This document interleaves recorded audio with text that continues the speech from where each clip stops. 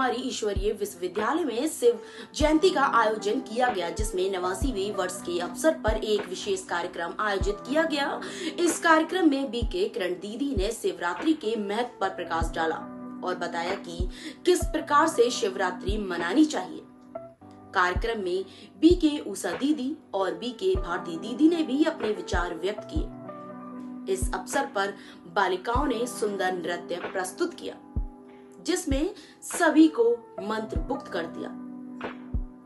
कार्यक्रम में मुख्य अतिथि के रूप में डॉक्टर अंबर पारे, नेचुरोपैथी दुलिया और सभी ग्रामीण जन उपस्थित रहे। सराली संवाददाता ब्यूरो चीफ हरदास संजय कुमार योगी। रास्ते पर चलने की जो ताकत है, जो पावर है, वो वर्तमान समय स्वयं सर्वशक्तिवान परमात्मा आकर हमें देते हैं। सबसे पहले श्रेष्ठ ज्ञान देते हैं, ज्ञान अर्थात समझ देते हैं। दूसरा, योग के द्वारा वो शक्ति प्रदान करते हैं जिससे धर्म के रास्ते पर चलना सहज हो जाता है। और जब हम धर्म के रास्ते पर चलते हैं तो हमारे हर कर्म भी श्रेष्ठ हो जाते हैं। तो परमात्मा का दिव्य अवतरण का यादगार ये महाशिवरात्रि का पर्व मनाया जाता है। फिर हम देखते हैं कि जब शिवरात्रि का दिन आता है तो हम व्रत रखते हैं। सभी माताएं बहनें भी व्रत रखती हैं, भाई लोग भी व्रत रखते हैं, है ना। उसे उपवास भी कहा जाता है। तो उपवास का जो अर्थ होता है ऊपर वास करना, अर्थात बुद्धि के द्वारा उस परमात्मा के पास रहना, उसे उपवास कहा जाता है। तो जब परमात्मा आकर हमें सत्य ज्ञान देते हैं कि तुम कौन हो, तो जब ये सत्य ज्ञान हमें हो जाता है तब हम सहज रीति ऊपर वास कर सकते हैं। दूसरा व्रत कहते हैं। व्रत का अर्थ होता है वृत्ति का परिवर्तन करना।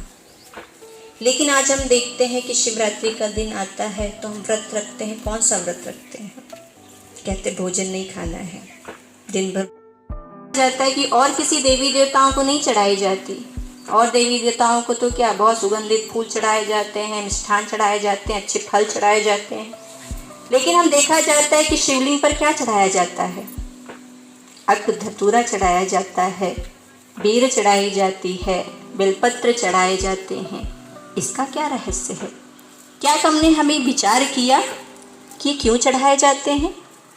है ना, बचपन से हमने सीख लिया, हमारे मम्मी पापा चढ़ाते हैं तो हम भी चढ़ाने लगे। क्यों चढ़ाते हैं? इसके पीछे क्या भाव है? क्या वास्तव में यही चढ़ाना चाहिए या और कुछ भी चढ़ाने का भाव है ना? ये हमें पता नहीं है, ये हमें समझ नहीं है। तो परमात्मा आकर हमें समझ देते हैं कि क्यों चढ़ाते हैं। तो देखा जाता है सबसे पहले धतूरा चढ़ाते हैं। धतूरा कैसा होता है? कांटे वाला होता है, विषैला होता है, उसको कोई खाता नहीं है। और वो ऐसा विषैला चीज हम शिवलिंग पर चढ़ाकर आ जाते हैं, है ना। और कोई देवी देवताओं को नहीं देते। हमारे घर में कोई आता है ना, हम स्वागत कैसे करते हैं? सुगंधित फूलों से करते हैं। क्या कभी धतूरा देते हैं? क्या अकाव का फूल से स्वागत करते हैं? नहीं। ये अक धतूरा भी कहाँ जाके